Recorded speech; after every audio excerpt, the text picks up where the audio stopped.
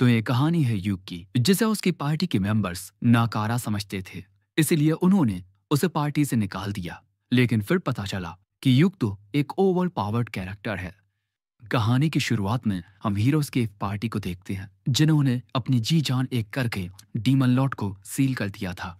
यानी पूरी दुनिया में डीमन लॉर्ड जो तबाही मचा रहा था वो थम गई है। लेकिन ये बस कुछ वक्त के लिए है, क्योंकि जब तक डीमन लॉर्ड को हराया नहीं जाता वो बार बार वापस लौटेगा इस दुनिया को तबाह करने के लिए। इसी वजह से ये हीरो कहता है, लेकिन हम सभी को इस बात से निराश होने की जरूरत नहीं है, बल्कि हमें तो उम्मीद रखनी चाहिए कि किसी दिन कोई आएगा जो हमारी ही तरह अपने कर्तव्य के लिए डीमन लॉर्ड से लड़कर उसे हराएगा और इस दुनिया को बचाएगा।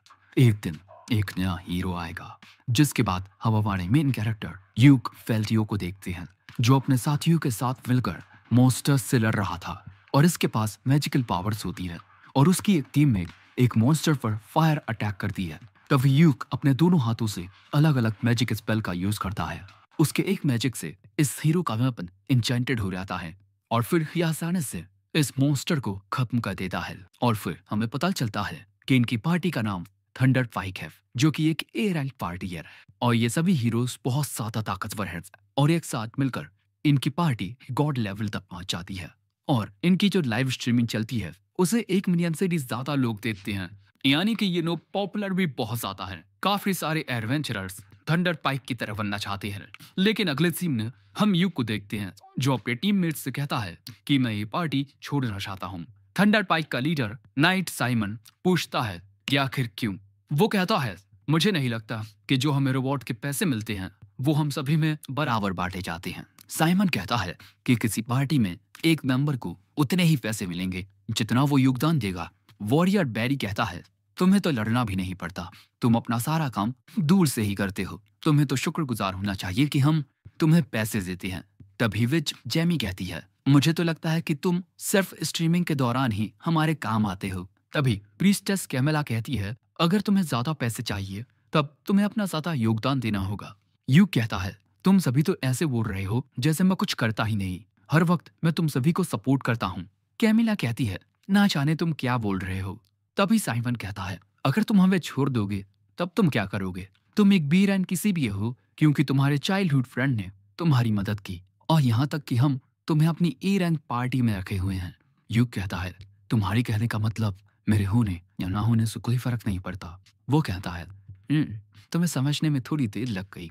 अब ये सुन यूक इस पार्टी को छोड़ देता है जिसमें वो पिछले 5 सालों से था। बैरी कहता है, हाँ तुम जा सकते हो, लेकिन वापस रोते हुए मत आना, क्योंकि वापस आने पर तुम्हें यहाँ कोई जगह नहीं मिलेगी। कैमिला भी कहती है, ओके बाय बाय। साइमन कहता है, तुम चाहो तो मैं अब भी तुम्हारी इस गलती को माफ कर सकता हूँ। यूक कहता है, नहीं अब मैं जा रहा हूँ। जिसके बाद हमें द एडवेंचर सिटी फिनिश दिखाई जाती है और इस शहर में सच में बहुत ज्यादा चहल पहल रहती है। और यहाँ यूक एक रिसेप्शनिस्ट के पास नए काम के लिए साइन अप करने आता है, ये बताते हुए कि कल उसने थंडर पाइक पार्टी को छोड़ दिया है। जिसके बाद वो रिसेप्शनिस्ट यूक को एक फॉर्म देती है, जिसके बाद यूक उसे फिल करने लगता है। नाम यूक फेल्टियो, उम्र 20 साल, जॉब रेड मेज एंड एल्केमिस्ट। और फिर जैसे ही वो उस फॉर्म को रिसेप्शनिस्ट को देता है, एक लड़की वहां आकर उसे गले लगा लेती है और फिर कहती है, मैं आपको कितने वक्त बाद देख रही हूँ सेंसे। दोस्तों, ये लड़की स्वॉर्ड मेज मरीना है और यूक ने इसे एडवेंचरर प्रीलिमिनरी ट्रेनिंग में काफी सारी चीजें सिखाई हैं। यूक पूछता है, बाकी सब ठीक है ना? वो कहती है कि हाँ वो बिल्कुल ठीक है। फिर मरीना पूछती है कि आप यहाँ क्या कर रहे हो? वो बताता है कि वो ज्वाइन होने के लिए एक पार्टी ढूंढ रहा है। ये सुनते ही मरीना कहती है, तो आप मेरी पार्टी ज्वाइन कर लीजिए। जिसके बाद हम मरीना की पार्टी को यूक के साथ बैठा देखते हैं। यहाँ सिल्क नाम की ये लड़की कहती है, आप हमारी पार्टी को ज्वाइन करेंगे? क्या हम इस लायक हैं? वो कहता है, हाँ बिल्कुल तुम लोग हो। मरीना पूछती है, तब क्या सेंसे हमारी पार्टी को ज्वाइन कर सकते हैं? ये रेन नाम की लड़की कहती है, हाँ बिल्कुल। सिल्क कहती है, लेकिन क्या सच में आप हमारी पार्टी को ज्वाइन करेंगे? हम बस एक डी रैंक पार्टी है जो कुछ टाइम पहले ही बनी है और आप एक बी रैंक एडवेंचरर हो। हमारे साथ जुड़कर आपको ज्यादा फायदा नहीं होगा। यूक कहता है, यही जगह मेरे लिए बेहतर रहेगी, क्योंकि ए रैंक पार्टीज अक्सर हाई लेवल क्वेस्ट या डीप डंजन में जाते हैं और मैंने अपनी पिछली पार्टी के लिए इतनी ज्यादा मेहनत की थी कि मैं लगभग कर्जे में ही आ गया था। इसीलिए मुझे लगता है कि जो हमारे डील एंड क्वेस्ट होंगे उनसे मुझे ज्यादा मुनाफा होगा। मरीना कहती है तो बस सब कुछ तय हो गया, सेंसे अब से हमारी पार्टी में है। सो वो कहता है कि मुझे सेंसे बुलाना बंद करो, आज से तुम तीनों मुझे युग बुला सकती हो। जिसके बाद ये तीनों युग को उसके नाम से बुलाती हैं। युग पूछता है तो वैसे आज तुम लोग क्या करने वाले हो? सिल्क बताती है कि हमने पेंटल अबेंडेंड माइन डंजियन से मैजिक आयरन ओर को कलेक्ट करने का क्वेश्चन किया है। अगले सीन में हम इन चारों को उसी डंजन के बाहर देखते हैं और दोस्तों इस जगह पर एक छोटा बाजार भी लगा हुआ था। आगे बढ़ते हुए युग कहता है इस डंजन के 6th फ्लोर पर ऐसी काफी सारी जगहें हैं जहां हमें मैजिक आयरन ओर मिल सकते हैं। जो सुन सिल्क कहती है हाँ, लेकिन वहां जाने के लिए हमें 5th फ्लोर के बॉस से लड़ना होगा। सो युग कहता है ठीक है, तब हम लोग 4th फ्लोर से शुरू करेंगे। जिसके बाद डंजन के अंदर ये सब मैजिक आयरन ओर को ढूंढ रहे थे। यहाँ मरीना एक आइटम के जरिए जमीन में चेक कर रही थी। युग देखता है कि ये लोग बिल्कुल वैसे ही काम कर रही हैं जैसे नरेन सिखाया था। जिसके बाद वो मरीना से कहता है दो, अब मैं ही काम करता हूँ। वो कहती है लेकिन आप तो एक रेड मेज हो और मैं जितना जानती हूँ कि अगर किसी पार्टी में कोई थीफ नहीं है तब इस तरह के काम स्वॉर्ड मेज को ही करने पड़ते हैं। लेकिन तभी युग अपने पास से एक डिटेक्टिंग लैंटर्न निकालता है और अगले ही पल में वो लैंटर्न चमकने लगती है और ये इन लड़कियों को बहुत खूबसूरत लगता है। युग बताता है कि इसकी मदद से हम बहुत आसानी से एक माहिर चोर की तरह छिपे हुए जालों से बच सकते हैं। जिसके बाद इन सभी को अपने सामने बिछे हुए जाल नजर आने लगते हैं। जो देख सिल्क कहती है कि इस लैंटर्न में डलने वाला तेल बहुत ही महंगा होगा। युग कहता है कि परेशान मत हो, मैं अपनी एल्केमी से इस तेल को बना लेता हूँ। अब चलो तुम तीनों मेरे पीछे आओ और मरीना तुम हर पल चौकन्ने रहना, हो सकता है कि अचानक ही हम पर कोई हमला हो जाए। अब आगे बढ़ते हुए युग सभी को कह रहा था कि जरा ध्यान से चलना, यहाँ काफी सारे जाल बिछे हुए हैं। और यहाँ युग याद करता है कि उसकी पुरानी पार्टी थंडर पाइक भी पहली बार इसी डंजन में आए थे। लेकिन तभी अचानक युग इन सभी को रोक देता है और कहता है हमसे थोड़ी दूरी पर कोई चीज है, इसीलिए लड़ने के लिए बिल्कुल तैयार रहना। जिसके बाद ये लोग बिल्कुल तैयार होकर आगे आते हैं और यहाँ काफी सारे बोगलेस मॉन्स्टर्स होते हैं। सबसे पहले सिल्क आगे जाकर एक तीर से एक बोगल को मार देती है। जिसके बाद मरीना इन पर हमला करने के लिए दौड़ती है। तभी युग फिजिकल एनहेंस का यूज करके मरीना की फिजिकल एबिलिटी को बढ़ा देता है और इसके बाद एक दूसरे मैजिक का यूज करके इन बोगल्स को इस तरह जकड़ लेता है और इसी मौके का फायदा उठाकर मरीना एक ही हमले में इन दोनों बोगल्स को खत्म कर देती है। युग कहता है तुमने बहुत बढ़िया किया। मरीना कहती है लेकिन ये तो आपके मैजिक से हुआ। युग कहता है हाँ, मैंने तुम्हारे ऊपर 3 तरह के फिजिकल एनहेंस टाइप मैजिक का यूज किया। जो सुन हैरान होकर रेन कहती है क्या एक ही बार में 3, और आपने तो कोई इनकांटेशन भी नहीं की। मरीना आकर कहती है आपके मैजिक की वजह से मेरी फिजिकल एबिलिटी बहुत बूस्ट हो गई थी। युग कहता है तुम भी पहले से काफी ताकतवर हो गई हो। फिर युग एक खंजर निकाल के कहता है चलो यहाँ से कुछ और इकट्ठा करते हैं और आगे बढ़ते हैं। और यहाँ ये तीनों लड़कियां युग को देखती रह जाती हैं। अब आगे बढ़ते हुए युग इनसे इनका डंजन अटैक रूटीन पूछता है। ये बताती हैं कि हर एक फ्लोर को क्लियर करने के बाद ये आराम करती हैं और जो भी इन्हें नुकसान हुए उनकी रिपोर्ट देती हैं। थोड़ी दूर चलकर युग कहता है अब हमें यहाँ थोड़ा आराम कर लेना चाहिए। जिसके बाद मरीना कहती है कि मेरे आर्मर और मेरी तलवार पर कोई डैमेज नहीं आया। सिल्क भी अपने सारे यूज किए हुए एरोस को इकट्ठा कर लेती है, यानी कि इनमें से किसी को भी किसी चीज की हानि नहीं हुई। जिसके बाद ये लोग आते हैं 2nd फ्लोर पर। यहाँ आगे बढ़ते हुए अचानक ही एक अजीब सा मॉन्स्टर इनकी ओर आता है। सो युग वक्त रहते उसके हमले से बच जाता है। लेकिन यहाँ ऐसे काफी सारे मॉन्स्टर्स आ गए थे और ये डेड माइनर्स हैं। सो अब रेन इनकांटेशन करना शुरू करती है। सिल्क उन पर तीरों से हमला करती है और यहाँ युग प्रोटेक्शन और लिटिल ब्लेसिंग का यूज करके चारों के ऊपर एक प्रोटेक्टिव बैरियर टाइप बना देता है। और इसी लाइक टाइप मैजिक से इन डेड माइनर्स को दिक्कत हो रही थी। जिसके बाद मरीना इन पर तलवार से हमला करने लगती है और सिल्क इन पर तीर चलाने लगती है और तभी रेन की इनकांटेशन कंप्लीट हो जाती है और फिर उसके स्पेल से ये सभी डेड माइनर्स खत्म हो जाते हैं। मरीना रेन से कहती है कि तुम तो कमाल की हो। युग कहता है हाँ, बहुत कम लोग ही इतने बड़े लेवल पर स्पेल कास्ट कर पाते हैं। जिसके बाद युग रेन पर रिफ्रेश माना का यूज करके उसके यूज हुए माना को रिकवर कर देता है और यही देख रेन हैरान हो जाती है क्योंकि रिफ्रेश माना एक ऐसा रेयर मैजिक है जिसे सिर्फ ए रैंक पार्टी के रेड मेजेस ही यूज कर सकते हैं। जो सुन सिल्क कहती है आप तो कमाल के हो। युग कहता है ऐसा कुछ भी नहीं है, रेडमेज एक बहुत ही मामूली जॉब है, इसीलिए मैं बस नई नई चीजें सीखता रहता हूँ। जिसके बाद वो रेन का सिर सहलाकर कहता है, तुम बहुत तेजी से इम्प्रूव कर रही हो। जिसके बाद आगे बढ़ते हुए यूक जमीन पर एक अजीब पानी गिरा रहा था। ये होली वाटर है और इसे जमीन पर डालकर इन्हें उन अनडेड माइनर्स के फुटप्रिंट्स दिखाई दे जाएंगे। सिल्क कहती है कि ये भी बहुत महंगा होगा। यूक कहता है, हाँ ये काफी महंगा है, लेकिन मैं अपनी एल्केमी से इसे खुद बना लेता हूँ। मरीना सुनकर हैरान हो जाती है कि क्या आप खुद होली वाटर बना सकते हो? लेकिन आप तो कोई प्रीस्ट भी नहीं हो। यूक कहता है कि उन अनडेड माइनर्स को हराने के बाद उनकी जो रात बचती है, मैं उसी को प्योरीफाई करके ये होली वाटर बना लेता हूँ। और हाँ, ये एल्केमी नहीं है, ये एक सीक्रेट रेसिपी है। जो सुन सिल्क कहती है, सच में हाई रैंक एडवेंचरर्स के पास कितना ज्यादा एक्सपीरियंस होता है। यू कहता है, तुम लोग मुझसे जो चाहो वो सीख सकते हो। ये लड़कियां कहती हैं, हम हमेशा आपसे सीखने के लिए तैयार रहेंगे सेंसेई। जिसके बाद यहाँ एक कमरे में आकर यू कहता है, इस जगह से हम यहाँ पर मैजिक आयरन ऊर्स को ढूंढना शुरू करेंगे, लेकिन पहले हम थोड़ा आराम करेंगे। जिसके बाद वो अपना बैग निकालता है और फिर अपने बैग में से एक बॉक्स निकालता है, वो भी काफी बड़ा, क्योंकि यूक के पास एक मैजिक बैग है और मैजिक बैग काफी महंगा आता है।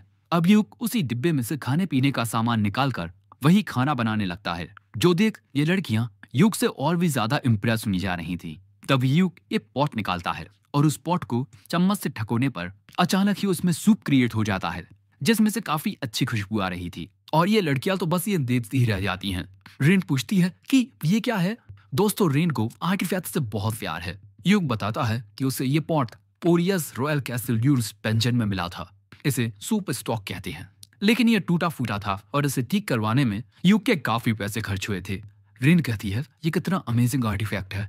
और तभी भूख के मारे मरीना के पेट से आवाज आने लगती है। जिसके बाद खाना बनकर तैयार हो जाता है। पर यूक कहता है कि खाना खाना शुरू करो। ये लड़कियां इतने अच्छे खाने को बस ताके जा रही थी और फिर ये खाना खाती हैं। इन तीनों को ये खाना बहुत ही अच्छा लगता है।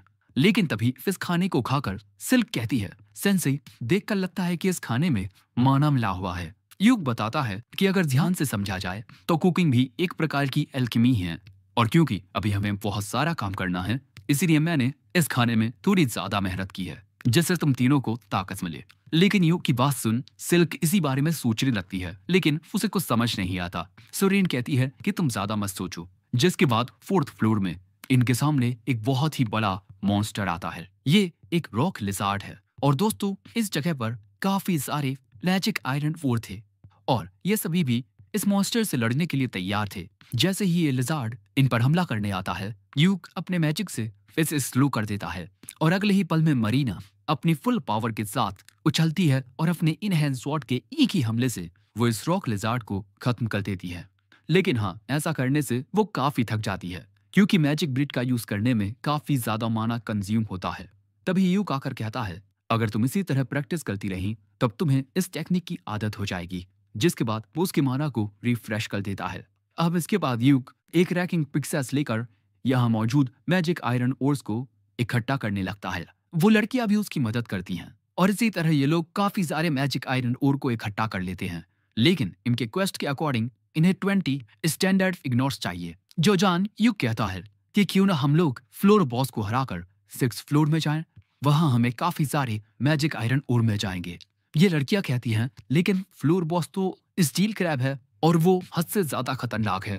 यूक कहता है, चिंता मत करो, हम एक साथ उसे हरा सकते हैं और वहां मैं तुम्हें अपनी और स्किल्स दिखाऊंगा। वो लड़कियां कहती है, हाँ हमें आप पर यकीन है। जिसके बाद ये आती है 5th फ्लोर पर और इस बड़े से दरवाजे के दूसरी ओर फ्लोर बॉस है। यहाँ यूक कहता है कि मैं इससे अकेले लड़ूंगा और इसके बाद वो अपने पास से एक फ्लोटिंग रिकॉर्डिंग आर्टिफैक्ट निकालता है, कैमरैट। अरे ये बिल्कुल ड्रोन की तरह है। जैसे ड्रोन हवा में उड़कर रिकॉर्ड करता है, बिल्कुल उसी तरह इसके जरिए लाइव स्ट्रीमिंग होगी। और यहाँ यूक इसकी लाइव स्ट्रीमिंग नहीं करने वाला। वो जब भी कोई बॉस फाइट करता है वो उसे रिकॉर्ड कर लेता है। लेकिन मरीना कहती है कि चलो इसकी लाइव स्ट्रीमिंग करते हैं, इसमें बहुत मजा आएगा। यूक कहता है, चलो ठीक है। अरे लेकिन एक मिनट, मुझे अब तक तुम्हारी पार्टी का नाम नहीं पता। सिल्क बताती है कि इनकी पार्टी का भी कोई नाम नहीं है। सो तभी मरीना के दिमाग में एक नाम आता है, क्लोवर, क्योंकि एक क्लोवर लीफ में 4 पत्तियां होती हैं और चौथी पत्ती यानी कि यूक इनके लिए गुड लक है। ये नाम इन दोनों को बहुत पसंद आता है। जो सुन यूक कहता है, ठीक है एडवेंचरर्स गिल्ड में जाकर हम अपनी पार्टी का नाम क्लोवर रजिस्टर करवा लेंगे। लेकिन इसके बाद वो कहता है, लेकिन लाइव स्ट्रीमिंग के दौरान सबको ये दिखेगा कि सिर्फ मैं बॉस के साथ लड़ रहा हूँ, इसीलिए हम चारों के लिए अच्छा यही रहेगा कि हम चारों इसमें शामिल हों। लेकिन वो तीनों लड़कियां कहती हैं कि नहीं, आप ही कीजिए ये। जिसके बाद यूक एक ही बार में 3 स्पेल्स को कास्ट करता है और तभी लाइव स्ट्रीमिंग भी ऑन हो जाती है। जिसके बाद यूक फ्लोर बॉस का दरवाजा खोलता है, लेकिन जैसे ही वो अंदर आते हैं उनके सामने फ्लोर बॉस स्टील क्रैब आ जाता है। यूक उसकी ओर अकेला जा रहा होता है, तभी ये क्रैब उस पर हमला करता है। बिजली की रफ्तार के साथ उसके हमले से बचकर वो दूसरी ओर आ जाता है और इसके बाद एक साथ काफी सारे स्पेल्स को कास्ट करके वो इस स्टील क्रैब को अंदरूनी रूप से इंजर्ड करने लगता है, जिससे उस स्टील क्रैब को बहुत ज्यादा तकलीफ होने लगती है और यहाँ अब वो अंधा भी हो चुका है। और इसके बाद यूक ग्रेविटी स्पेल का यूज करता है और उसके ऐसा करने से ये स्टील क्रैब जमीन में धंसने लगता है क्योंकि उसके ऊपर प्रेशर पड़ रहा था और पल भर में ही इस स्टील क्रैब की मौत हो जाती है। जिसके बाद यूक कहता है, हमारी इस लाइव स्ट्रीमिंग को देखने के लिए शुक्रिया। और उसकी स्ट्रीमिंग एंड होते ही मरीना आकर उसके गले लग जाती है और कहती है कि आप कितने ज्यादा अमेजिंग हो। बाकी लड़कियां भी आकर कहती हैं, हमें यकीन ही नहीं हुआ कि आपने एक ही बार में इतने सारे स्पेल्स कास्ट किए। रेन कहती है, मैंने आज से पहले एक ही बार में बिना इनकांटेशन के इतने सारे स्पेल्स को लगातार कास्ट करते हुए किसी को नहीं देखा। जिसके बाद यूक कहता है, इतने बड़े मॉन्स्टर को हराने का हमें काफी बड़ा रिवॉर्ड मिलेगा, मैं इसे अपने मैजिक बैग में रख लेता हूँ। जिसके बाद हम इसे गिल्ड में लेकर जाएंगे। लेकिन तभी सिर्फ कहती है कि सेंसेई, यहाँ सारा काम आप ही कर रहे हैं। यूक कहता है, तो अगली बार हम एक साथ लड़ेंगे क्योंकि ऐसे बहुत सारे काम हैं जिन्हें अकेले नहीं किया जा सकता। जिसके बाद इनके सामने आता है फ्लोर बॉस को हराने पर मिलने वाला ट्रेजर बॉक्स। जिसके बाद ये चारों एक साथ उस ट्रेजर बॉक्स को खोलते हैं और इसमें भैया बहुत सारे हीरे जवाहरात होते हैं, यानी कि बहुत सारी कीमती चीजें। और इसी तरह इनकी नई पार्टी क्लोवर ने अपना पहला क्वेस्ट कंप्लीट कर लिया और यहाँ यूक भी काफी खुश होता है और यही एपिसोड 1 एंड हो जाता है। एपिसोड 2 की शुरुआत में हमें बताया जाता है कि इस दुनिया में जो एडवेंचरर्स होते हैं वो अपनी बैटल्स की लाइव स्ट्रीमिंग करते हैं और ये इस दुनिया में बहुत ज्यादा पॉपुलर है। या तो आप लाइव स्ट्रीमिंग देख सकते हैं या फिर बैटल्स के एडिटेड वर्जन देख सकते हैं। और इसी तरह अलग अलग पार्टीज को लड़ता हुआ देखकर लोग उन्हें उनकी पावर के अकॉर्डिंग क्वेस्ट देते हैं। यहाँ तक कि काफी सारी कंपनीज तो एडवेंचरर्स के द्वारा अपने प्रोडक्ट की मार्केटिंग भी करती हैं। और यहाँ हम देखते हैं कि कुछ एडवेंचरर्स यूक की लाइव स्ट्रीमिंग को ही देख रहे हैं कि यूक ने किस तरह एक स्टील क्रैब को हरा दिया और ये और भी लोगों को यूक की वो लाइव स्ट्रीमिंग दिखाते हैं। अगले सीन में हम एक घोड़ागाड़ी को देखते हैं जिसमें हमारे हीरोज बैठे हुए थे। यूक यहाँ अपने बाकी टीम मेंबर्स से पूछता है, तो आप सभी को मेरा मुकाबला कैसा लगा? मरीना कहती है, आपकी वो फाइट बहुत ज्यादा अमेजिंग थी। सिल्क कहती है, हाँ उसका तो कोई जवाब ही नहीं था। रेन कहती है, खाना बहुत डिलीशियस था। लेकिन तभी यूक पूछता है, तुम सभी को इस बात से कोई दिक्कत तो नहीं है कि मैं तुम्हारा टीचर रह चुका हूँ, लेकिन अब मैं तुम्हारा टीम मेंबर हूँ। मेरा रैंक और स्टेटस तुम तीनों से काफी अलग है। ये बात सुन सिल्क कहती है, तो क्यों ना आप हमारी पार्टी के लीडर बन जाएं, क्योंकि अब तक हमारी पार्टी के पास एक प्रॉपर लीडर नहीं है। यूक हैरान होकर कहता है कि क्या मैं? सिल्क कहती है, हाँ, और शायद भगवान की भी यही मर्जी थी, इसीलिए तो आप हमें मिले।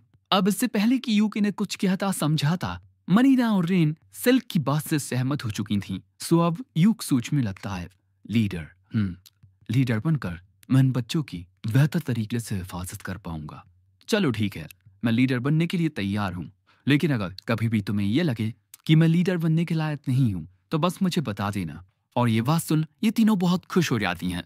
दूसरी ओर हमें ऑरियस रॉयल कैसल ज्यून्स के 4th फ्लोर पर यूक की फॉर्मर पार्टी थंडर पाइक को देखते हैं और इनके सामने काफी सारे डायल वोल्फ नाम के मॉन्स्टर्स थे और इनकी तादाद बहुत ज्यादा थी, इसीलिए इनका सामना करने में इन्हें दिक्कत आ रही थी। इसीलिए साइमन यूक की जगह लेने वाले बंदे से कहता है, हे तुम इन्हें रोको। लेकिन वो कहता है कि मैं ऐसा नहीं कर सकता। साइमन कहता है, मैंने आज से पहले इतने सारे डाय वोल्फ्स को एक साथ कभी नहीं देखा। ये नया लड़का कहता है, अगर तुम लोग इन्हीं का सामना नहीं कर पा रहे तो इतने आगे क्यों आए? तभी एक वुल्फ जेमी को पकड़ लेता है और उसे इंजर्ड कर देता है। तभी साइमन आकर जेमी की मदद करता है और कैमिला से जेमी को हील करने को कहता है, लेकिन कैमिला का माना खत्म हो चुका है। अब ये सुन साइमन कहता है ये सब क्या हो रहा है, हमें आज यहाँ से लौटना होगा। जिसके बाद एक आराम करने की जगह पर आकर साइमन कैमिला से कहता है कि अगर तुम्हारे पास माना की कमी है तो माना पोशंस का यूज करो, लेकिन वो बताती है कि उसके पास कोई माना पोशंस नहीं है। यूक उन्हें हमेशा कैमिला को ला कर देता था, साथ ही इनके पास कोई भी हीलिंग पोशन नहीं होते क्योंकि वो भी यूक का काम था। अब यहाँ पर सिर्फ इस नए लड़के के पास एक हीलिंग पोशन होता है जो उसने अपने पैसों से खरीदा था। साइमन कहता है हमारा टीम मेंबर मर रहा है और तुम ऐसी बात कर रहे हो। वो पोशन देकर वो लड़का कहता है जब मैंने इस पार्टी को ज्वाइन किया तब तुम्ही ने कहा था कि हर एक मेंबर अपनी सप्लाईज के लिए खुद जिम्मेदार होगा, तभी कैमिला का थोड़ा माना रिकवर हो जाता है। दूसरी ओर हम इन चारों को देखते हैं जो अपने क्वेस्ट के पूरा होने पर पार्टी कर रहे थे और उस स्टील क्रैब के बदले में इन्हें काफी अच्छा प्राइस मिला है। और फिर वो सिल्क से पूछता है कि टीम मेंबर्स के बीच रिवॉर्ड्स को किस तरह डिवाइड किया जाता है। वो बताती है कि सारे पैसे उसी के पास रहते और सारे खर्चे भी वही उठाती, क्योंकि ये लोग काफी वक्त से अपना पार्टी बेस बनाने के लिए पैसे इकट्ठा कर रहे हैं, क्योंकि इस वक्त ये सभी होटल्स के रूम में रहते हैं।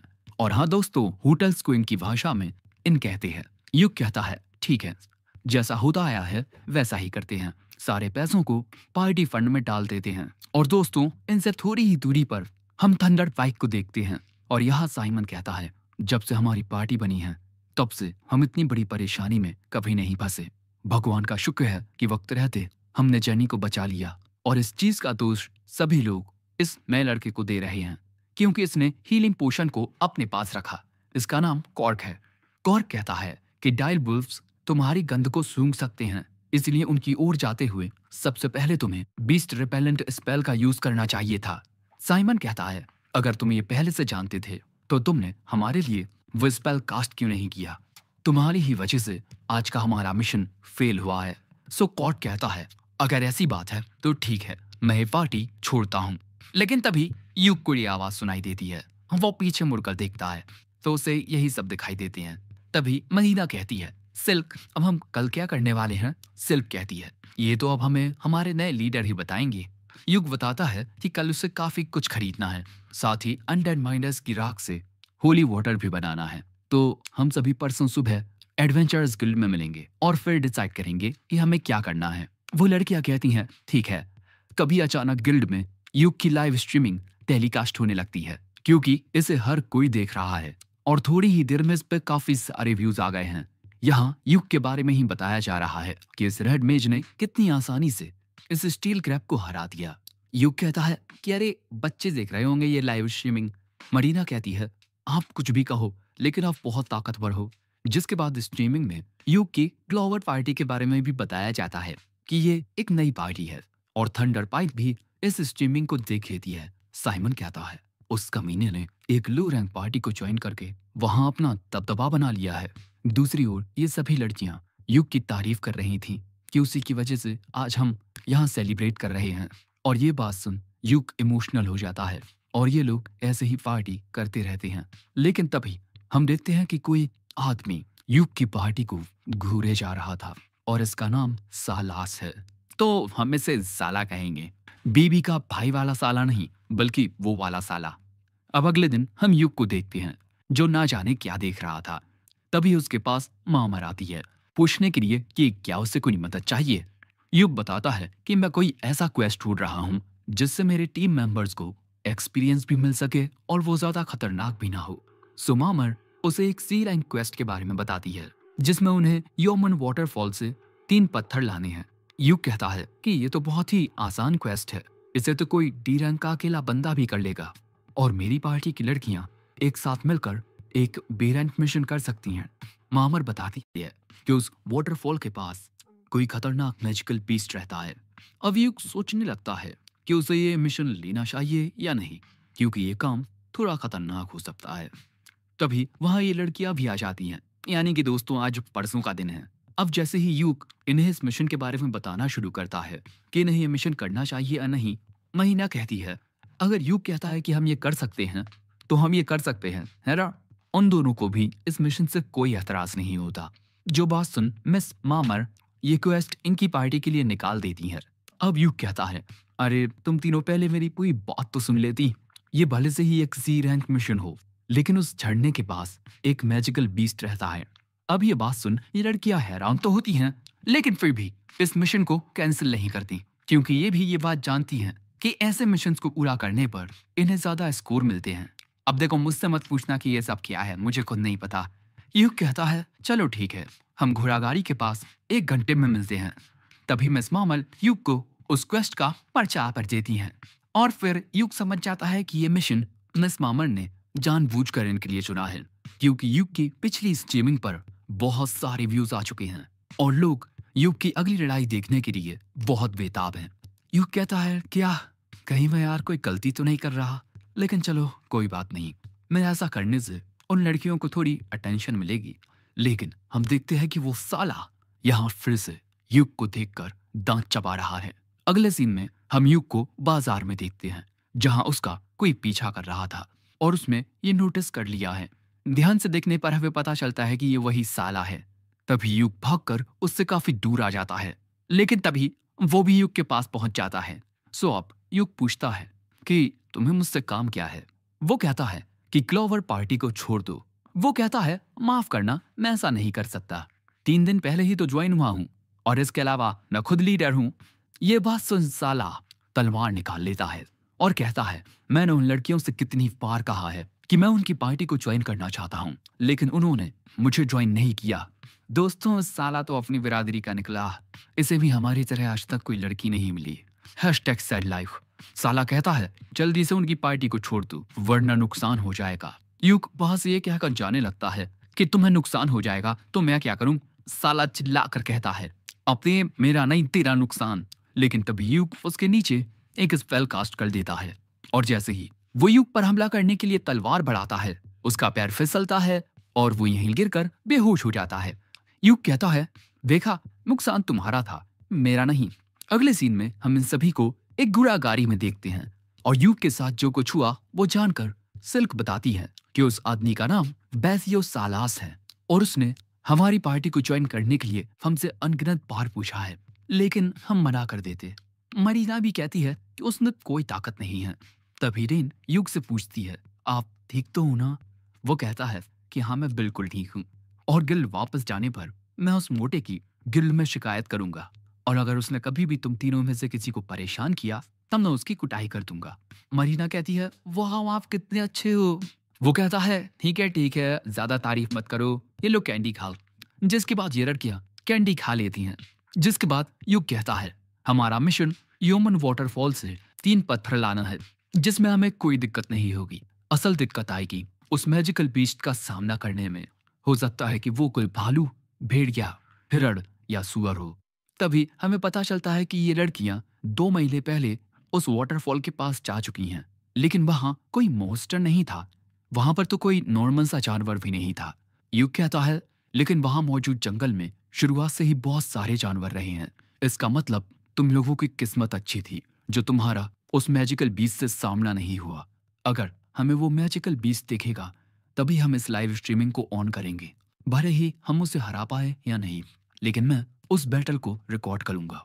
अब युग इस बैटल को लाइव स्ट्रीम इसी वजह से करेगा क्योंकि ये नहीं जानते कि वो मैजिकल बीस्ट किस टाइप का है। अगर उससे लड़ने में इन्हें बहुत ज्यादा दिक्कत आई तब लाइव स्ट्रीमिंग देखते हुए गिल्ड इनके लिए मदद भेज सकता है। अब ये लड़कियां भी लाइव स्ट्रीमिंग में दिखेंगी, इसीलिए रेन कहती है मुझे और अच्छे कपड़े पहनकर आने चाहिए थे। सिल्क कहती है मेरे बाल तो ठीक है ना। ये देख, युग मन में कहता है अरे ये लड़कियां भी ना। लेकिन एक मिनट, सिल्क तो एक डार्क एल्फ है, तो इसकी उम्र कितनी होगी। मरीना कहती है चिंता मत करो युग, सिल्क बस 17 साल की है। सिल्क कहती है मरीना मेरी इजाजत के बिना तुम किसी को मेरी उम्र कैसे बता सकती हो। और सेंसे आपको पता है ना एक लड़की से उसकी उम्र नहीं पूछनी चाहिए। तभी रेन कहती है मैं यहाँ सबसे बड़ी हूँ, 20 ईयर्स ओल्ड। युग कहता है पर मैंने तो कुछ कहा नहीं। एक मिनट, क्या तुम 20 साल की हो? देखने से तो नहीं लगता। एक मिनट, मैं सच में ऐसा कुछ नहीं देख रहा। लेकिन रेन अपना मुंह फुला लेती है और थोड़ी ही देर में ये लोग लेक के पास पहुंच जाते हैं। अब बारी है जंगल में आगे बढ़ने की और ये मिशन काफी खतरनाक हो सकता है, इसीलिए मिस मामर ने नौसिखिए एडवेंचरर्स को छोड़कर ये क्वेस्ट इन्हें दिया, जिसके बाद कैमराट के जरिए इनकी रिकॉर्डिंग शुरू हो जाती है। अब हम इन्हें जंगल में आगे बढ़ता हुआ देखते हैं और यहाँ आसपास कोई भी जानवर नहीं होता। और यहाँ मरीना सबसे आगे होती है क्योंकि डंजन की तरह जंगल में कोई जाल नहीं है, और अगर पीछे से इन पर किसी बीस्ट में हमला किया तब यूक उसका सामना कर लेगा। और क्योंकि यूक ने एक मैजिकल आर्मर पहना हुआ है जो उसे डंजन में मिला था, इसलिए उस पर खतरनाक हमलों का ज्यादा असर नहीं होता। रेन बताती है कि यूक ने जो आर्मर पहना हुआ है वो वॉर्डलॉक अटायर है जो फिजिकल और मैजिकल अटैक दोनों से बचाता है। इसमें और भी काफी खूबियां हैं। अब ये लोग इसी तरह चलते रहते हैं और थोड़ी ही देर में इनके सामने वो वाटरफॉल आ जाता है। वहां पहुंचते ही इन्हें कुछ आवाज आती है और यूक तुरंत ही कैमरेट को लाइव स्ट्रीम पर सेट कर देता है और फिर इनके सामने आता है वो मैजिकल बीस्ट ज़ारनाक। ये एक ऐसा हाई रैंक मैजिकल बीस्ट है जो नॉर्दर्न वेस्टलैंड या डंजन की गहराइयों में रहता है। इसे बीस्ट किंग भी कहा जाता है और यूक जानता है कि इनकी पार्टी इतने खतरनाक मॉन्स्टर को नहीं हरा सकती। इसलिए वो कहता है, मैं इसे रोकने की कोशिश करता हूँ, तुम सभी भाग जाओ और सिल्क मेरी जगह पर लीडर की जिम्मेदारी तुम निभाओगी। सभी मेंबर्स को सेफ जगह तक पहुंचाना। वो मैजिकल बीस्ट इनकी ओर ही आगे बढ़ रहा था, लेकिन मरीना भागने से इनकार कर देती है। सिल्फ भी वहां से नहीं भागती और रेन भी तुरंत अपनी इनकांटेशन करने लगती है। वो लड़कियां कहती हैं, हम यहाँ तुम्हें खतरे में छोड़कर नहीं भागेंगे। सो यूक कहता है, ठीक है, हम एक साथ इससे लड़ेंगे। जिसके बाद यूक इन सभी की फिजिकल एबिलिटीज को बूस्ट कर देता है। फिर मरीना उस पर हमला करने जाती है, लेकिन जब वो मॉन्स्टर हमला करता है तब उसका हमला रोकने में ही मरीना को बहुत दिक्कत होती है। वो मॉन्स्टर मरीना को दूर फेंक देता है। मरीना एक चट्टान से टकराती है। सो अगले ही पल में यूक उस मॉन्स्टर को शॉक देकर उस पर एक साथ 4 मल्टीपल स्पेल्स का यूज करता है, लेकिन इन चारों से व्यू से ज्यादा कुछ नहीं होता। तभी मरीना भी उठकर खड़ी हो जाती है, लेकिन यहाँ अब यूक के पास बस एक ही ऐसा मैजिक बचा है जो इन्हें बचा सकता है। इसलिए वो मरीना से कहता है कि मुझे थोड़ा वक्त चाहिए, जिसके बाद वो उस स्पेल को कास्ट करना शुरू करता है। वहीं मरीना उस मॉन्स्टर से लड़ रही है और जंगल में होने की वजह से सिल्क की ताकत भी बढ़ गई है। वो भी जंगल के स्पिरिट से मदद मांग रही है और इस मॉन्स्टर को रोक रही है। मरीना और सिल्क एक साथ इस मॉन्स्टर पर हमला करना जारी रखती हैं। वहीं यूक उस स्पेल को कास्ट करता रहता है और फिर वो एक साथ 5 प्रकार के मैजिक का यूज करता है। प्रिस्मैटिक मिसाइल, और ये हमला बहुत ही ज्यादा हाई लेवल का होता है। यूक इस हमले को रिलीज करता है और ये हमला सीधा जाकर उस मॉन्स्टर में लगता है और यहीं यह एपिसोड एंड हो जाता है। एपिसोड 3 की शुरुआत में हम देखते हैं कि यूक अपने great fight magic prismatic missile का यूज करता है और ये हमला सीधा उस मैजिक बीस्ट ज़ारनाक में जाकर लगता है। लेकिन शुरुआत में देखने पर ऐसा लगता है कि जैसे यूक के उस हमले से ज़ारनाक को कुछ नहीं होता, और अब तो यहाँ यूक भी बहुत ज्यादा थक चुका है और तभी ये ज़ारनाक इन पर हमला करने के लिए चाहता है। लेकिन अगले ही पल में उसके मुंह से बहुत सारा खून बहने लगता है और तभी रेन भी ग्रेट 5 मैजिक थंडरबोल्ट का यूज करती है, जिसमें आसमान से बहुत खतरनाक बिजली ज़ारनाक पर आकर गिरती है और इससे एक बहुत ही बड़ा धमाका होता है। लेकिन इन सब के बावजूद भी ज़ारनाक जिंदा था, जो देख यूक तुरंत मरीना को ज़ारनाक का सिर काटने को कहता है। जिसके बाद मरीना इसकी ओर दौड़ते हुए जाती है और तभी यूक भी अपने एक स्पेल क्रिटिकल वेपन का यूज करता है, जिससे मरीना की तलवार एक मैजिक प्लेट बन जाती है और फिर वो उस मैजिक बीस्ट की ओर जाकर उस पर अपना हमला करती है। जिसके बाद हम देखते हैं कि आसमान से काले बादल छटते हैं और सूरज की किरणों के साथ ही द मैजिक बीस्ट ज़ारनाक खत्म हो जाता है। उसका सिर उसके धड़ से अलग हो चुका था। आखिरकार दोस्तों, इन सभी ने एक साथ मिलकर मैजिक बीस्ट ज़ारनाक को हरा दिया। जिसके बाद यूक लाइव स्ट्रीम देख रहे सभी लोगों से कहता है, इस लाइव स्ट्रीमिंग को देखने के लिए शुक्रिया। जिसके बाद हम देखते हैं कि राज्य में चारों ओर इन लोगों की ही लाइव स्ट्रीमिंग चल रही थी और ये लाइव स्ट्रीमिंग साइमन भी देख रहा था और यहाँ पर यूक की टीम की बहुत तारीफ हो रही थी, जो देखकर साइमन को जरा भी अच्छा नहीं लग रहा था। वहीं दूसरी ओर हमारे यूक ने तो बहुत सारा माना खर्च कर दिया है, लेकिन उस मैजिक बीस्ट को हराने के बाद ये लड़कियां बहुत खुश होती हैं। जिसके बाद यूक कहता है, तुम तीनों ने बहुत अच्छा किया, लेकिन हाँ, मैं बाद में तुम तीनों को लेक्चर दूंगा। पर तभी जेन कहती है कि लेक्चर तो मैं आपको दूंगी, आप हमें इस जगह से भगाकर अपने आप को सैक्रिफाइस करने वाले थे, है ना? जिसके बाद मरीना और सिल्क भी कहती हैं कि वो दोनों भी कुछ शिकायतें करना चाहती हैं। जो बात सुन यूक कहता है, ठीक है, लेकिन मैं तुम्हें बता दूं कि इस बार हम इस मैजिक बीस्ट से सिर्फ और सिर्फ लक के जरिए जीत पाए हैं। लेकिन अगले ही पल में वो तीनों यूक को घूरने लगती हैं। सो युग कहता है ठीक है, हम इस लाइव स्ट्रीम को अच्छे से रिव्यू करेंगे, ओके। जिसके बाद दोस्तों इनके सामने होती है एक बहुत ही खूबसूरत झील, और क्योंकि लड़ते हुए ये लड़कियां काफी ज्यादा गंदी हो गई हैं, इसीलिए युग इन तीनों से नहाने के लिए कहता है। और थोड़ा आराम करने के लिए युग दूसरी ओर जाकर एक कैंप लगाएगा, जिसके बाद हम इन तीनों को नहाते हुए देखते हैं।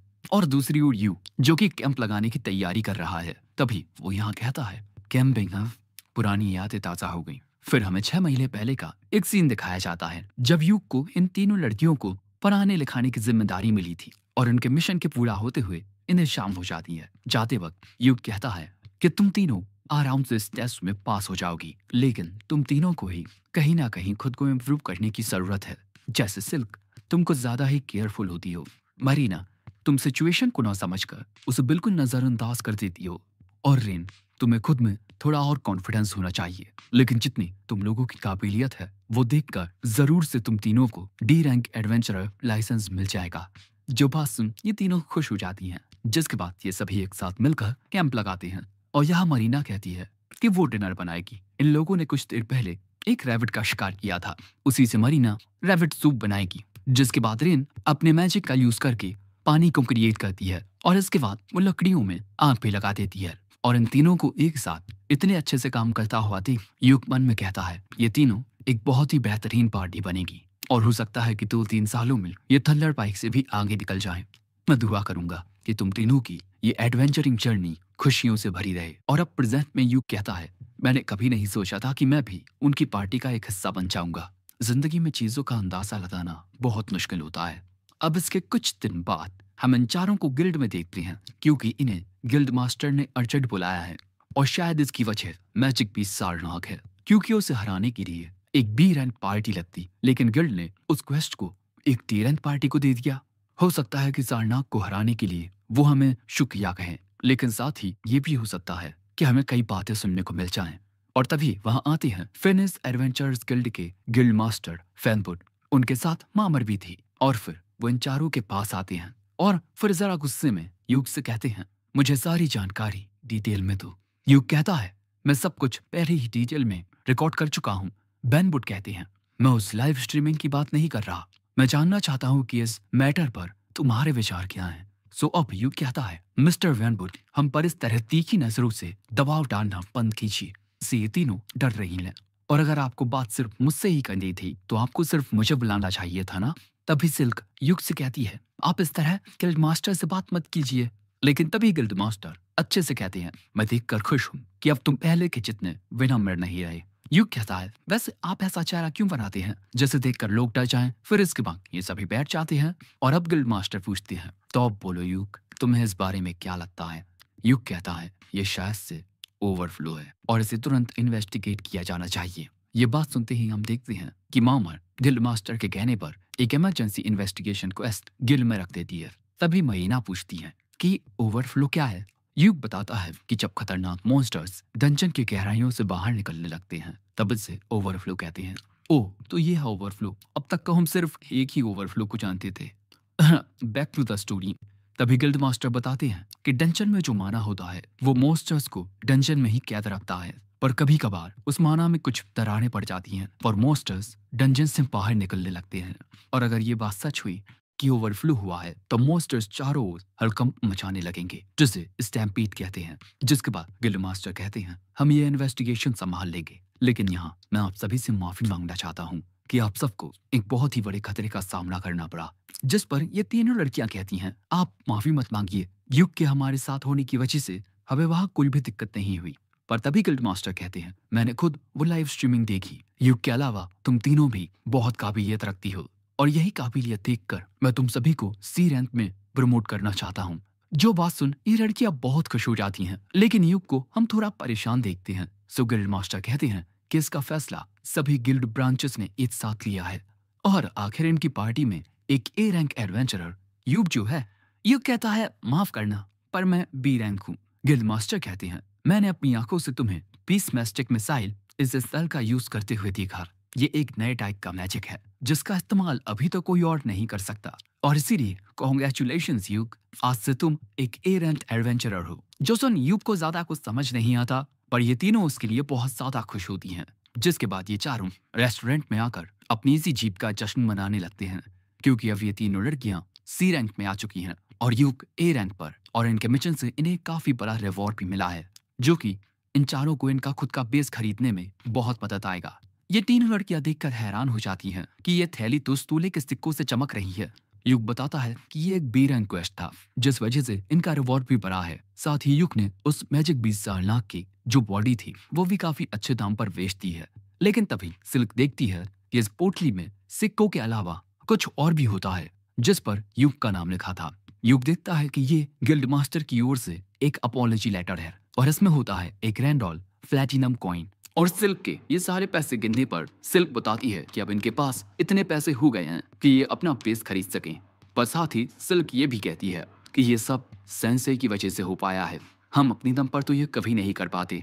सो युग कहता है कि सिल्क, अब मैं हमारी क्लोवर पार्टी का लीडर हूँ, इसीलिए तुम्हें मुझे कोई अलग शख्स समझने की जरूरत नहीं है। मैं जो भी कर रहा हूँ वो अपनी पार्टी के लिए कर रहा हूँ, और मेरी जो भी कमाई होगी वो हमारी पार्टी की होगी, और हमने ये पैसे एक साथ कमाए हैं, इसीलिए चलो अब जश्न मनाते हैं। अब ऐसे ही रात हो जाती है और यहाँ रेन युग से पूछती है कि तुम्हारा सपना क्या है, क्योंकि अब हमारा एक गोल पूरा होने वाला है, इसीलिए मैं चाहती हूँ कि अब हम एक नया गोल सेट करें। युग बताता है कि उसका सपना एक्रोमैटिक डार्कनेस टेंशन का सबसे डीपेस्ट फ्लोर पार करना है। लेकिन ये बात जान इन तीनों को एक बड़ा झटका लगता है, क्योंकि उस डंजन में एक एबिस गेट है, एक ऐसा रास्ता जिसके जरिए आप अंडरवर्ल्ड तक पहुंच सकते हो। और दोस्तों, युग अंडरवर्ल्ड में नहीं जाना चाहता, बल्कि असल में वो तो अपनी आंखों से इस दुनिया के आखिरी कोने को देखना चाहता है, क्योंकि युग के एक अंकल थे जिनकी युग बहुत इज्जत करता था, क्योंकि वो इस एक्रोमैटिक डार्कनेस टेंशन की गहराई में गए थे, पर वो उसे पार नहीं कर सके। लेकिन जब मैंने उनकी कहानी सुनी तब मेरा दिल भी डंजर की उस गहराई तक पहुंचने के लिए करने लगा। जो बात सुन मरीना कहती है तो ठीक है, हम वहां जाएंगे और उसकी लाइव स्ट्रीम करेंगे। लेकिन युग बताता है कि ये इतना आसान नहीं है, क्योंकि एक्रोमैटिक डार्कनेस टेंशन में जाने के लिए गवर्नमेंट की परमिशन लगती है। साथ ही वहां जाने के लिए आपकी पार्टी का ए रैंक होना जरूरी है। पर युग का सपना जान सिल्क कहती है कि आपका सपना तो बहुत ही फैंटास्टिक है। रेन कहती है अब यही हमारा नेक्स्ट गोल होगा। तभी मरीना खड़ी होकर कहती है हम आपके सपने को सच करने के लिए बहुत मेहनत करेंगे। और अब तो भैया इन तीनों लड़कियों की आंखों में बहुत चमक आ गई है, जो देख युग भी अब इनसे कुछ नहीं कह पाता। और अब वो कहता है कि ठीक है, एक दिन हम सभी एक साथ एबिस गेट को देखेंगे। और फिर ये चारों चीयर्स करते हैं। वही अगले दिन हम फिर से देखते हैं कि गिल्ड में बस क्लोवर पार्टी की लाइव स्ट्रीमिंग ही चल रही है, जो अब एक नया मिशन कर रहे थे, जहां हम देखते हैं कि युग की पार्टी एक मॉन्स्टर को हराने की कोशिश कर रहे हैं, जो कि एक बड़ा सा कर्स हैंड होता है। सिल्क अपने मैजिक का यूज करके इस हाथ को जकड़ लेती है और फिर रेन लाइटनिंग मैजिक का यूज करके इस हाथ पर हमला करती है, जिसके बाद युग एक स्क्रूल मैजिक का यूज करता है, जिससे जमीन से नुकीले कांटे निकलकर इस हाथ में घुस जाते हैं। और इसी तरह ये सभी एक साथ मिलकर इसे हराने में कामयाब हो जाते हैं। और आखिर में युग कहता है हमारी लाइव स्ट्रीमिंग देखने के लिए शुक्रिया। और अब इनकी पार्टी कुछ ज्यादा ही पॉपुलर होती जा रही है, जो देख साइमन को काफी गुस्सा आ रहा था। यहाँ बैरी कहता है युग उस लो रैंक पार्टी में जाने के बाद कुछ ज्यादा ही होशियार बन रहा है। तभी साइमन बताता है कि कुछ वक्त पहले युग ए रैंक पर प्रमोट हो चुका है। और यहाँ मैं युग के बारे में सोचना नहीं चाहता, लेकिन हमारी पार्टी की हालत दिन ब दिन बिगड़ती जा रही है। हमारे साथ जो भी नया मेंबर जुड़ता है वो ज्यादा वक्त तक टिक नहीं पाता। और दोस्तों, अब जेनी भी इनके साथ ज्यादा टाइम रहती नहीं, यहाँ तक कि जब ये किसी मिशन को करने जाते हैं तब जेनी की वजह से अब इन्हें दिक्कत होने लगी है। दूसरी ओर हम जेनी को देखते हैं जो कि एक अंधेरे कमरे में युग की लाइव स्ट्रीमिंग को देख रही थी। जिसके बाद हम बैरी को देखते हैं जो एक मेट से पीने के लिए और शराब मंगवाता है और फिर साइमन से कहता है हम उसे वापस आने के लिए क्यों नहीं कहते, क्योंकि मुझे अब लगता है कि उसी की वजह से हमारी पार्टी एक साथ रहती थी। कैमिलिया भी कहती है कि जब वो हमारे साथ था तब हमारे क्वेस्ट भी फेल नहीं होते थे।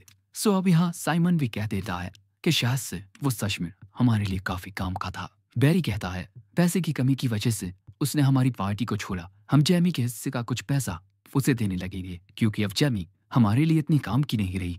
साइमन कहता है तुम सही कह रहे हो। जिसके बाद हम टाउन में रात के वक्त युग और उसकी पार्टी को उनके मिशन से वापस आता हुआ देखते हैं। और क्योंकि ये सभी चलकर आए हैं इसीलिए इन सभी को रात हो गई है। लेकिन इन लड़कियों को वक्त का पता भी नहीं चला, क्योंकि युग इन्हें अपने मिशन की कहानियां सुनाते हुए आ रहा था। वैसे अब इन्हें गिल्ड में जाकर अपने क्वेस्ट के कंप्लीट होने की रिपोर्ट गिल्ड में देनी होगी। लेकिन तभी वरीना कहती है, मुझे ऐसा लगता है कि यूक आप और मिस मामर एक दूसरे के साथ कुछ ज्यादा ही जचते हो। यूक कहता है, मैं उसे बहुत वक्त से जानता हूँ, वो गिल्ड में सारे एम्प्लॉयज में सबसे ज्यादा सिंसियर है। और इसके अलावा तुम सभी मामर के बारे में अगर कुछ जानना चाहते हो तब तुम्हें अपने पेरेंट्स की जनरेशन के एडवेंचरर्स से उसके बारे में पूछना चाहिए। पर तुमने मेरे और मामल के बारे में ऐसा क्यों कहा? रेन कहती है, क्योंकि मरीना जेलस है। मरीना कहती है, नहीं नहीं वैसा कुछ नहीं है। लेकिन जैसे ही ये लोग गिल्ड के पास पहुंचते हैं, वहां यूक का इंतजार कर रहा था साइमन। उसे देख यूक इन तीनों को गिल्ड में पहले अंदर जाने को कहता है। अब इन तीनों के यहाँ से जाने के बाद यूक पूछता है, तुम यहाँ क्या कर रहे हो साइमन? साइमन कहता है, मैं तुमसे कुछ बात करने आया हूँ, चलो पीते हुए बात करते हैं। लेकिन यूक वहां से ये कहकर जाने लगता है कि माफ करना, मैं काफी थका हुआ हूँ। और तभी साइमन उसे रोककर कहता है, कैसा रहेगा अगर तुम थंडर पाइक में वापस आ जाओ? और दोस्तों, इनकी ये बातें ये तीनों लड़कियां दरवाजे पर कान लगाकर सुन रही हैं। साइमन यहाँ कहता है, यूक मैं तुम्हें बचपन से जानता हूँ, तुम्हारा सपना क्या है वो भी जानता हूँ। तुम हम सभी के साथ इस दुनिया के आखिरी कोने में जाना चाहते थे और अब तुम भी एक ए रैंक एडवेंचरर बन चुके हो। अगर तुम वापस थंडर पाइक में आना चाहते हो तो मैं इसके लिए राजी हूँ। लेकिन यूक कहता है, माफ करना, आई एम नॉट इंटरेस्टेड, क्योंकि अब मैं क्लोवर का लीडर बन चुका हूँ। और इसके अलावा तुम क्यों चाहते हो कि मैं तुम्हारी पार्टी में वापस आ जाऊं? तुमने तो कह दिया था ना कि मेरे बगैर भी तुम्हें कोई दिक्कत नहीं होगी। साइमन कहता है, नहीं, तुम्हारे बिना हमें बहुत दिक्कत हो रही है, इसीलिए मैं चाहता हूँ कि तुम थंडर पाइक में वापस आ जाओ और अपनी जिम्मेदारियां फिर से उठाओ। पर यूक कहता है, इतने लंबे वक्त तक मेरी बेइज्जती करने के बाद तुम्हें ऐसा क्यों लगता है कि मैं तुम्हारी बात मानूंगा? भले से ही हम बचपन से दोस्त हैं, लेकिन मैं अब थंडर पाइक में वापस नहीं आने वाला। साइमन कहता है, वो लो रैंक की लड़कियां बस आगे बढ़ने के लिए तुम्हारा इस्तेमाल कर रही हैं। पर यहाँ से जाते हुए यूक कहता है, इस्तेमाल तो मेरा तुम लोग कर रहे थे। अब यूक के ऐसे बर्ताव से साइमन को बहुत गुस्सा आता है, लेकिन यहाँ साइमन पर साला की नजर पड़ जाती है। अब भैया यहाँ इन तीनों ने इनकी पूरी बातें सुन ली है। मरीना यूक से चिपक कर कहती है, क्या तुम हमें छोड़ दोगे? यूक कहता है, नहीं, मैं तुम लोगों को छोड़कर नहीं जाऊंगा। अब इसके बाद वो इन्हें सही से समझाता है, मैं क्लोवर पार्टी का लीडर हूँ, मैं इस पार्टी को छोड़कर नहीं जा सकता। जो बात सुन ये लड़कियां खुश हो जाती हैं और इसके बाद ये अपने मिशन के कंप्लीट होने की रिपोर्ट को मिस मामर को देने के लिए यूक को इस तरह खींच कर ले जाने लगती हैं। और इसी के साथ ये एपिसोड यही एंड होता है। एपिसोड 5 की शुरुआत में यूक इन सभी को बताता है कि इन्हें अर्थियस की ओर से एक स्पेशल रिक्वेस्ट आई है। दोस्तों, अर्थियस क्वाल्टो में मौजूद सबसे बड़ी इक्विपमेंट वर्कशॉप है और वो बहुत ज्यादा पॉपुलर भी है। यही जानकर सिल्क पूछती है कि उन्होंने आखिर हमें क्यों चुना। जो सुन आइक उन्हें एक पेपर दिखाता है जिस पर लिखा था कि a new style for lady adventurers. यूक बताता है कि तुम तीनों उनके द्वारा बनाए गए लेटेस्ट आर्मर को पहनकर डंजन में जाओगी और मॉन्स्टर्स से फाइट करोगी, जिससे लाइव स्ट्रीमिंग के जरिए उनके इक्विपमेंट प्रमोट हो पाएंगे। यानी कि ये तीनों यहाँ मॉडल्स की तरह काम करेंगी। और क्योंकि इस बारे में इन्हें यूक बता रहा है, इसीलिए ये तीनों ऐसा करने के लिए तैयार भी हो जाती हैं। साथ ही अर्थियस के द्वारा दिए गए जिन आर्मर को पहनकर ये डंजन में जाएंगी वो आर्मर इन्हीं के हो जाएंगी, यानी कि इन्हें रिवॉर्ड के पैसे और आर्मर दोनों ही मिल जाएंगे। इसीलिए अब द क्लोवर का नेक्स्ट क्वेस्ट है अर्थियस के द्वारा दिए गए आर्मर को पहनकर डंजन में जाना। और जिस डंजन में ये लोग जाने वाले हैं वो थोड़ा दूर है, लेकिन क्वाल्टो में अर्थियस के ही पास है, द आयरन र्यून्स डंजन। जिसके बाद हमें उस डंजन का सीन दिखाया जाता है और यहाँ पर यूक आ चुका था। दोस्तों, यूक थंडर पाइक के साथ यहाँ उसके शुरुआती दिनों में आ चुका है। तभी वहां पर अपने नए कॉस्ट्यूम पहनकर ये तीनों लड़कियां भी आ जाती हैं। सबसे पहले हम सिल्क का आर्मर देखते हैं, फिर मरीना का और फिर रेन का। ये तीनों पूछती हैं, ये हम पर कैसे लग रहे हैं? यूक कहता है, तुम तीनों इनमें बहुत प्यारी लग रही हो। जो बात सुन ये तीनों खुश हो जाती हैं। दोस्तों, यहाँ सिल्क को उसका नया धनुष भी मिला है। साथ ही मरीना का आर्मर काफी मजबूत और काफी हल्का है। साथ ही रेन को उसके ये नए आर्टिफैक्ट्स बहुत ज्यादा पसंद आए हैं। तभी मरीना कहती है कि ये आर्मर देने के अलावा वो हमें पैसे भी देंगे। अर्थियस कितने अच्छे हैं। यूक कहता है, हाँ, लेकिन पहले हमें इस क्वेस्ट को पूरा करना होगा और इस बार हम अपने क्वेस्ट की लाइव स्ट्रीमिंग नहीं करेंगे बल्कि इसकी रिकॉर्डिंग अर्थियस को देंगे। अब ये सभी डंजन में जाने के लिए तैयार थे, लेकिन यहाँ यूक देखता है कि जो रेन है उसका मूड सही नहीं है। जिसके बाद ये सभी डंजन के फर्स्ट फ्लोर पर आते हैं। जिसके बाद हमें पता चलता है कि ये डंजन ज्यादा पुराना नहीं है और इसमें सिर्फ 4 फ्लोर्स हैं। लेकिन ये डंजन पूरा मेन डंजन नहीं है, बल्कि एक रास्ता इसे AU dread abandoned city dungeon से जोड़ता है और वो रास्ता बिल्कुल इसकी गहराई में है और इनके क्वेस्ट का ऑब्जेक्टिव यही है कि इन्हें अबैंडन्ड सिटी डंजन तक पहुंचना है और इस डंजन में नीचे जाने के लिए इन्हें सीढ़ियों से जाना होगा। तभी मरीना कहती है कि एक रस्सी के जरिए सीधा नीचे जाना बेहतर रहेगा, हम जल्दी नीचे पहुंच जाएंगे। ये बात सुन यूक जमीन पर से एक पत्थर उठाकर उसे नीचे की ओर फेंकता है और थोड़ा नीचे जाते ही वो पत्थर अपने आप ही चकनाचूर हो जाता है, जिसका मतलब दोस्तों इस डंजन में शायद कोई ऐसी फोर्स है जो इन्हें सीधे नीचे नहीं जाने देगी। इसीलिए यूक कहता है चाहे कुछ हो जाए नीचे गिरना मत। मरीना और सिल्क कहती है ठीक है, लेकिन किसी बात पर रेन का मूड अभी भी खराब था। जो देख यूक पूछता है कि क्या हो गया रेन, तुम किसी बात पर गुस्सा लगती हो। जो बात सुन सिल्क और मरीना कहती हैं आप एक लड़के के दिल को समझते नहीं हैं सन से। तभी यूक नोटिस करता है कि रेन ने अपने आर्मर के साथ मैचिंग के लिए नए रंग की रिबन पहनी है और इसीलिए वो कहता है कि ये रिबन तुम पर बहुत सूट कर रही है, यू लुक वेरी क्यूट। जो बात सुन रेन शर्मा जाती है और शर्म के मारे यूक के सीने से लग जाती है। जो देख ये दोनों कहती हैं ओह देखो तो शर्म के मारे चेहरा टमाटर की तरह लाल हो गया। जिसके बाद हम देखते हैं कि ये चारों सेकंड फ्लोर पर आ चुके हैं और तभी यहाँ यूक को सामने एक ट्रैप नजर आता है। जो देख यूक अपने पास से एक कोई बड़ी सी डंडी निकालता है और उससे इस ट्रैप को टच करता है। उसके ऐसा करते ही ये ट्रैप एक्टिवेट हो जाता है और हम देखते हैं कि चारों ओर से नुकीले भाले निकल आते हैं। इस ट्रैप में अगर कोई फंसता तब उसका बचना मुश्किल था। यूक कहता है चलो अब आगे बढ़ते हैं, लेकिन ये ट्रैप देखकर ही ये तीनों बहुत ज्यादा शॉक हो चुकी थी। जिसके बाद ये चारों इन भालों से बचते हुए इनसे निकलने लगते हैं और इसी तरह ये चारों बचते बचाते दूसरी ओर आ जाते हैं। यूक कहता है सीढ़ियों से नीचे जाने का रास्ता बस आगे ही है, इसीलिए हम खाना खाने के लिए थोड़ी देर यही रुकेंगे। तभी रेन पूछती है खाने में क्या है। यूक कहता है कुछ ऐसा जो तुम्हें काफी पसंद आएगा। जो सुन महीना कहती है ओह तू सिर्फ रेन की पसंद का, मेरी पसंद का नहीं है। ये देख यहाँ यूक हंसता है, लेकिन अगले ही पल में यूक चौकन्ना हो जाता है। जो देख ये तीनों भी अपने हथियारों के साथ तैयार हो जाती हैं, क्योंकि यहाँ इनके सामने कुछ ऑर्क्स आ चुके थे और उसको देख सिल्क अपना आप आंखों कर उन पर हमला करने ही वाली थी। पर तभी यूक कहता है सिल्क मैं जानता हूँ कि ऑर्क्स एल्व्स के जानी दुश्मन होते हैं, लेकिन यहाँ तुम्हें शांत होना होगा। सिल्क कहती है ठीक है, लेकिन हम एक भी ऑर्क को यहाँ से जिंदा वापस नहीं जाने देंगे। अब यहाँ 4 ऑर्क होते हैं जिन्हें देख लग रहा था कि ये लो रैंक सोल्जर्स हैं, यानी कि सी रैंक मॉन्स्टर्स। यूक कहता है हम पहले इन पर हमला करेंगे और वो सभी को उनका काम समझा देता है। जिसके बाद यूक फिजिकल इंचेंट का यूज करता है, जिससे इन चारों की ही फिजिकल एबिलिटीज इंप्रूव हो जाती हैं। और यहाँ ये तीनों बिल्कुल तैयार थे तभी रेन इनकांटेशन करना शुरू करती है और इनकांटेशन के पूरा होते ही वो ग्रेड 5 मैजिक फायर बॉल का यूज करती है और इस हमले के लगते ही वो चारों ऑर्क आग में जलने लगते हैं। तभी यूक एक स्कूल निकालता है और इससे रॉक ब्लास्ट नाम का एक स्पेल कास्ट करता है, जिससे हवा में बड़े बड़े पत्थर क्रिएट हो जाते हैं जो इन ऑर्क के ऊपर गिरने लगते हैं और जो भी और बचकर भागने की कोशिश करता है उस पर सिल्क तीरों से हमला करती है और इस तरह 2 ऑर्क मारे जाते हैं। जिसके बाद बाकी के 2 ऑर्क पर यूक पैरालाइज स्पेल का यूज कर देता है, जिसके बाद मरीना उन पर हमला करने जाती है और फिर अपनी मैजिक ब्लेड के यूज से उनमें से एक ऑर्क को बीच में से काट कर खत्म कर देती है और आखिरी ऑर्क पर सिल्क तीरों से हमला करके उसे और भी ज्यादा कमजोर कर देती है। जिसके बाद मरीना उस ऑर्क पर भी अपनी मैजिक ब्लेड से हमला करके उसे भी खत्म कर देती है।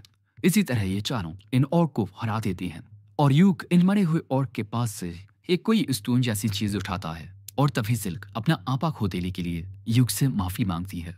ऑर्क को देखकर ही सिल्क का अपने गुस्से पर काबू नहीं रहता। यूक कहता है कोई बात नहीं, आखिर तुम एक एल्फ हो और ऑर्क तुम्हारे जानी दुश्मन है। सिल्क कहती है लेकिन मैं तो एक डार्क एल्फ हूँ। यूक कहता है हे ऐसा लोगों का कहना है कि डार्क एल्फ्स ने एल्व्स की दूसरी प्रजाति को धोखा दिया, लेकिन मुझे नहीं लगता कि ये सच है और इसके अलावा हम तुम्हारे साथ हैं। और इसके अलावा जिस तरह रेन आर्टिफैक्ट्स की दीवानी है उसे देखकर कोई भी यही कहेगा कि वो एक ड्वार्फ है और उसकी इस बात पर ये सभी हंसने लगते हैं। और तभी मरीना यूक को एक स्क्रूल ला कर देती है जो उसे ऑर्क के पास से मिला। यूक उस स्क्रूल को देखता है और बताता है कि भले ही ये थोड़ा फटा हुआ है, लेकिन ये मेमोरेंटम ऑफ रेवलेशन है। ये एक ऐसा आर्टिफैक्ट होता है जो हिडन एबिलिटीज को अनकवर कर देता है और यूक इसे बेचने वाला नहीं है, बल्कि वो इसे रिपेयर करके अपने पास रखेगा और रिपेयर होने के बाद ये इन तीनों लड़कियों में से किसी के भी काम आ सकता है। जो भी इसे यूज करेगा या तो उसे कोई नई स्किल मिल जाएगी या फिर कोई सेकंड जॉब जो बात सुन सिल्क कहती है, अब तो ये मरीना के लिए ही बेस्ट रहेगा, क्योंकि इस वक्त उसके पास सिर्फ एक जॉब है। उसकी बात से रेन भी एग्री करती है। जो बात सुन मरीना कहती है, क्या मुझे सच में एक सेकंड जॉब मिल पाएगी? क्योंकि टेम्पल के लोग कहते हैं कि जो स्वॉर्ड मेज होते हैं उन्हें सेकंड जॉब मिलना बहुत मुश्किल होता है। सो यूक कहता है कि भले से ही तुम्हें कोई सेकंड जॉब ना मिले, पर तुम कोई हिडन एबिलिटी तो डिस्कवर कर ही लोगी। खुश होकर महीना कहती है, जैसे एक दुल्हन बनना। यूक कहता है कि यह कोई एबिलिटी नहीं होती। लेकिन ये बात सुन ये दोनों हक्की बक्की हो चुकी हैं। तभी इनके सामने एक ट्रेजर आ जाता है, जिसके बाद ये सभी एक जगह आराम करने के लिए रुकते हैं और यहीं खाना खाते हैं। और फिर हमें पता चलता है कि उस ट्रेजर में एक मैजिक बैग मिला है और ये रेन को दे दिया गया है, जिसे पाकर रेन बहुत खुश होती है और रेन को ये बैग सभी की सहमति से दिया गया है। अब मरीना और सिल्क को नई चीजें मिल चुकी हैं, तो अगली बार इन्हें कोई भी ट्रेजर मिलेगा तब वो सिल्क को दिया जाएगा। जो बात सुन सिल्क कहती है, मेरे बारे में सोचने के लिए शुक्रिया सेंसेई। अब यहाँ से निकलने से पहले ये सभी चेक करते हैं कि अब तक इन्होंने किन किन चीजों का यूज कर लिया है। जैसे यूक ने एक स्क्रूल का यूज कर लिया है, सिल्क ने 5 तीरों का यूज किया है और अब उसके पास 20 तीर हैं। मरीना बिल्कुल टिप टॉप होती है, ताकत से भरी हुई। वहीं खाना खाने के बाद रेन का माना भी पूरी तरह से रिस्टोर हो चुका है, जिसके बाद ये अपने क्वेस्ट को आगे बढ़ाते हैं। फिर हम इन सभी को 3rd फ्लोर पर देखते हैं और यहाँ यूक सभी को चौकन्ना रहने को कहता है, क्योंकि कभी भी कोई भी मॉन्स्टर इन पर हमला कर सकता है। यूक यहाँ बताता है कि उसने सुना था कि अबैंडन्ड सिटी डंजन के दरवाजे के पास एक बॉस मॉन्स्टर है, लेकिन पिछले 10 सालों में उसे कभी देखा नहीं गया। और ऐसे ही चलते हुए ये लोग 4th फ्लोर पर आ जाती हैं और यहाँ यूक इन्हें बताता है कि उस दरवाजे के पास पहरेदार के रूप में मल्टीपल शैडो स्टॉकर्स होते हैं। लेकिन आज तक यूक ने खुद कभी कोई शैडो स्टॉकर नहीं देखा। लेकिन हाँ, उनके बारे में कहा जाता है कि वो पूरे काले होते हैं, जिनकी आंखें काफी चमकीली होती हैं। तभी मरीना इशारा करके कहती है, उसकी तरह क्या दोस्तों, इनके ऊपर एक शैडो स्टॉकर था।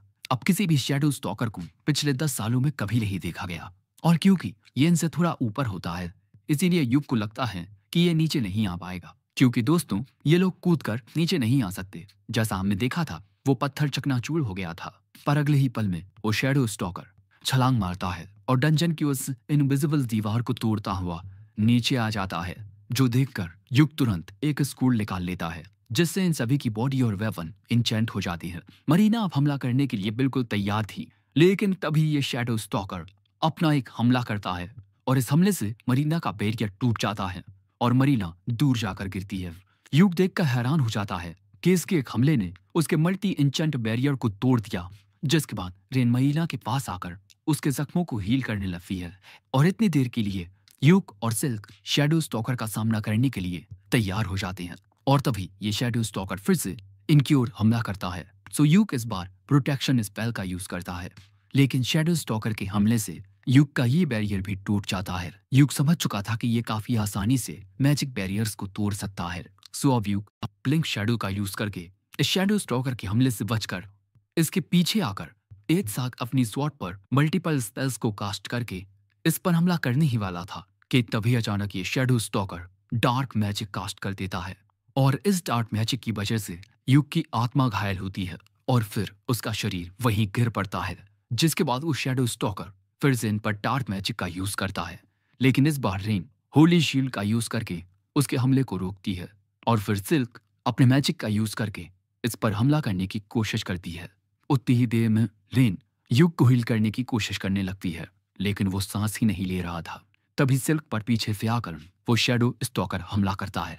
फिर मरीना शैडो स्टॉकर पर हमला करने जाती है और यहाँ रेन उसकी स्वॉर्ड को इंचेंट कर देती है, जिसके बाद मरीना उस शैडो स्टॉकर पर हमला करने की कोशिश करती है, लेकिन वो उसके हमले से बच जाता है। जिसके बाद रेन शैडो स्टॉकर पर आइस मैजिक से अटैक करती है, लेकिन रेन के हमले से बचकर शैडो स्टॉकर मरीना के पीछे आकर उस पर हमला कर देता है और इसके बाद वो तुरंत ही रेन को भी घायल कर देता है। और अब सिर्फ सिल्क बची थी, जिस पर वो मल्टीपल डार्क मैजिक से हमला करने वाला था और फिर एक साथ चारों ओर से सिल्क के ऊपर डार्क मैजिक से हमला होता है। लेकिन अगले ही पल में हम देखते हैं कि एक लाइट शील्ड सिल्क को प्रोटेक्ट कर लेती है और ऐसा किया होता है यूक ने, लेकिन ऐसा करने की वजह से उसका ये स्क्रोल जल चुका है और अब वो गुस्से में आ चुका है। जिसके बाद यूक एक साथ 5 मल्टीपल स्पेल्स का यूज करके इस शैडो स्टॉकर को चकर लेता है और फिर ग्रेविटी से इसे दबाने लगता है, जितनी देर में ये तीनों भी पूरी तरह से हील हो चुकी थी, जिसके बाद सिल्क अपने मैजिक से इस शैडो को जकड़ लेती है। फिर मरीना अपनी मैजिक प्लेट से इस शैडो पर एक डायरेक्ट अटैक करती है, जिसके बाद रेन एक होली मैजिक का यूज करके इस काली परछाई यानी शैडो को पूरी तरह से खत्म कर देती है। एक साथ मिलकर इन्होंने इस शैडो स्टॉकर को भी हरा दिया। अब यूक को सही सलामत देख मरीना तो खुशी के मारे उसे गले लगा लेती है। जो देख रेन कहती है, यूक तुम्हें मरीना को इतने कस के गले नहीं लगाना चाहिए। यूक कहता है, मेरे हाथ खुले हुए हैं, मैं कहाँ से गले लगा रहा हूँ। फिर इसके बाद यूक इन तीनों को शुक्रिया कहता है, क्योंकि इन तीनों के बिना वो इस शैडो स्टॉकर को कभी नहीं हरा पाता।